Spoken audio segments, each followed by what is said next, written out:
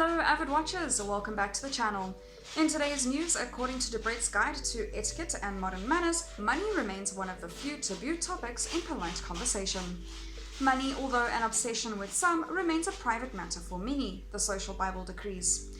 Also off limits are ailments, sex, and excessive gossiping. Unfortunately, while the public discussions about pounds and pence might be anathema to the upper crust, it's an issue that the Queen cannot escape right now. After several months of seemingly doing little more than making a random appearance on Instagram with his ex-wife Sarah Ferguson, Duchess of York, Prince Andrew is back in the headlines. Over the weekend, it was revealed that the Yorks are being sued in Switzerland for not making the final payment on the $31.5 million Swiss chalet that he and Fergie bought in 2014.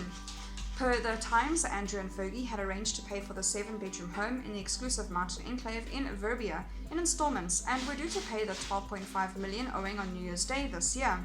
The couple failed to front up the cash, and now the unnamed owner of the chalet has filed papers with the Swiss Debt Collection Office. Andrew and Fergie, according to reports, had planned to put the property up for sale to pay off the debt, but COVID-19 crisis has seen them struggle to attract interest. Andrew's finances have long been a source of mystery to conjecture, while Prince Charles is the beneficiary of the Duchy of Cornwall, which is worth $1.8 billion and brought in $41 million in income last year. Her Majesty's other children must make do with far less. Andrew, like his sister Princess Anne and brother Prince Edward, get about $472,000 tax-free every year from his mum. The prince also picks up $37,900 from his Navy pension. It's a tidy sum by all means, but is it enough to keep a man in $22,000 gold-plated Apple watches and $400,000 Bentleys? He is not the only Windsor containing to having to pay their own way. Harry and Meghan, Duke and Duchess of Sussex's Los Angeles digs have been made public, with it being revealed that the couple is living in actor and director Tyler Perry's $27 million Hollywood mansion. After a tumultuous few months, the chance to stretch out next to the pool must be just a tonic the Sussex family needs. However, despite all the vitamin D and privacy they are currently enjoying, the question of how exactly they too are going to support themselves in the future remains a thorny issue. Well combined, Harry and Meghan are said to be worth somewhere between $45 and $60 million. Their current lifestyle of private jets and Hollywood mega mansions might be beyond their considerable means. For example, Perry's house, should they want to rent it, would cost them $379,000 a month, according to the Daily Mail, which comes to $4,548,000 annually. That would constitute nearly all of their $4.7 million that Charles currently gives Harry and Meghan annually to fund their lifestyle, an arrangement that will be reassessed in 2021. Charles gives the same amount of money to William and Kate. This is before they have paid for the army of staff they would need, any private jet flights, and for their 7-figure cost of their security team. It is estimated this could all cost up to $20 million a year. Pre-COVID crisis, there is every chance they could have pulled in the millions and millions they needed to fund this sort of lifestyle, thanks to a few high-profile speaking gigs, book contracts, and perhaps a stomping Netflix deal. However, the Sussex's economic reality, like hundreds of millions of other people, has starkly and profoundly changed.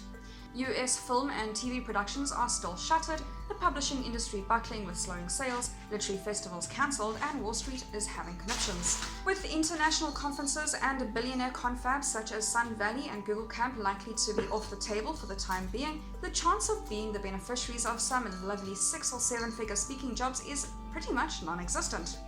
While their desire to support themselves is hugely admirable, the likelihood of them being able to make enough money to be fully independent gives the parlous state of the world economy looks increasingly dicey.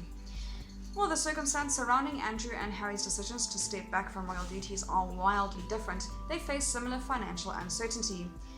Here we have two men who were born a heartbeat away from the throne, who, over the decades, have found themselves, by virtue of the arrival of nephews and nieces, being shunted further down the line of succession, and thus further and further away from having access to a source of huge personal income. Both Andrew and Harry have clearly been used to living a certain sort of lifestyle as befitting those of a son of a monarch, or future monarch, but don't quite have the resources to foot the bill that comes with it. Just what is the Queen to do? In the case of Andrew, she has already faced accusations of having been overly lenient towards him.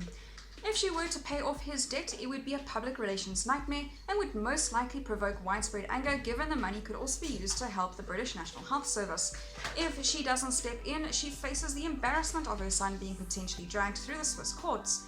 In Harry and Meghan's instance, there is a growing question mark over whether they will be able to help earn the $20 million they will very roughly need annually to support themselves. It seems unlikely Charles would cut them financially adrift. However, he faces having to walk the very delicate line, given they upset millions in the UK when they stepped back from the frontline duties and promptly moved to Los Angeles. While Her Majesty and Prince Charles both face these ongoing pecuniary pickles, the bigger issue of one child of the sovereign getting the boatload of cash and the other royal child left to live a dramatically smaller paycheck is going nowhere.